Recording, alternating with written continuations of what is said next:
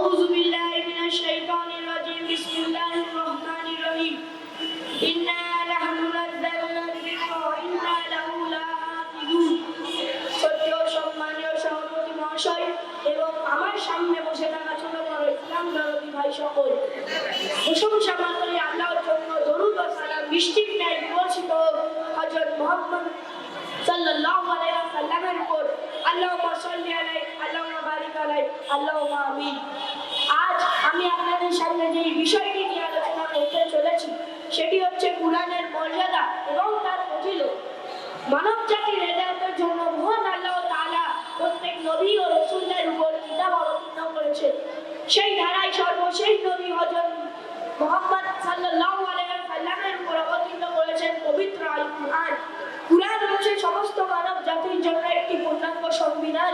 কুরআনুল কারীম বিশ্ব মানবতার জন্য একটি অফুরন্ত নিয়ামত। মহান আল্লাহর বড়ই মেহেরবান যে তিনি আমাদের উপরে এই কুরআন অবতীর্ণ করেছেন। যে ব্যক্তি তার দুনিয়ার জীবনে কুরআনকে তার সঙ্গী বানাবে, কিয়ামতের দিনে এই কুরআন তাকে সঙ্গী হিসেবে গ্রহণ করে নেবে। কিয়ামতের দিনে এই কুরআনই তার সঙ্গ দেবে এবং তার জন্য সুপারিশ করবে। কুরআনের ইবাদতকারী স্বয়ং আল্লাহ তাআলা, কেননা তিনি নিজেই বলেছেন সূরা হিজরের আয়াত নম্বর 9 এর মধ্যে, ইন্না নাহনু নাযালনা যিকরা ওয়া ইন্না লাহু লাহাফিজুন। অর্থাৎ এই কুরআন আমি নাযিল করেছি আর আমি এর ইবাদতকারী। কুরআন হচ্ছে মহান আল্লাহ তাআলার বাণী। কুরআন যে পথ দেখায় সে পথে কোনো অশান্তি নেই, তার প্রমাণ মহান আল্লাহ তাআলা তিনি নিজেই বলেছেন সূরা বনী ইসরাঈলের আয়াত নম্বর 9 এর মধ্যে, ইন্না হাযাল কুরআন ইয়াহদি। নিশ্চয় কুরআন যে পথ দেখায় সে পথ অতি সহজ ও সরল। এই আয়াতের মাধ্যমে আমরা বুঝতে পারলাম যে কুরআন যে পথ দেখায় সে পথে সবসময় শান্তি পাওয়া যায়। তাই আমাদের সকলকে কুরআন পড়া শিখতে হবে এবং অপরকে শিক্ষা দিতে হবে। আল্লাহ এই আয়াতের মাধ্যমে আমরা বুঝতে পারলাম যে কুরআন যে পথ দেখায় সে পথে সবসময় শান্তি পাওয়া যায়। তাই আমাদের সকলকে কুরআন পড়া শিখতে হবে এবং অপরকে শিক্ষা দিতে হবে। আর কেননা আল্লাহ রাসূল হযরত মুহাম্মদ সাল্লাল্লাহু আলাইহি ওয়াসাল্লাম বলেছেন, খায়রুকুম মান তাআল্লামাল কুরআন ওয়া আল্লামা। তোমাদের মধ্যে সেই ব্যক্তি সবচেয়ে উত্তম যে কুরআন নিজে শিখলো এবং অপরকে শিক্ষা দিল।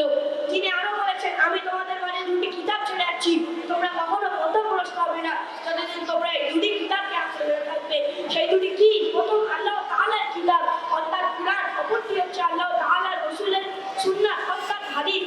প্রিয় দিনী ভাই সকল, এই হাদিসের মাধ্যমে আমরা বুঝতে পারলাম যে আমরা যতদিন এই দুটি জিনিসকে আঁকড়ে থাকবো ততদিন আমরা পথভ্রষ্ট হব না। তাই আমাদের সকলকে কুরআন পড়া শিখতে হবে এবং অপরকে শিক্ষা দিতে হবে। পরিশেষে মহান আল্লাহর কাছে প্রার্থনা করি, হে প্রভু আমাদের সকলকে বেশি বেশি করে কুরআন পড়া, বুঝা এবং সেই অনুযায়ী আমল করার তৌফিক দান করুন। আমিন। ওয়া মা আলাইনা ইল্লাল বালাগ। আসসালামু আলাইকুম ওয়া রাহমাতুল্লাহি ওয়া বারাকাতুহু।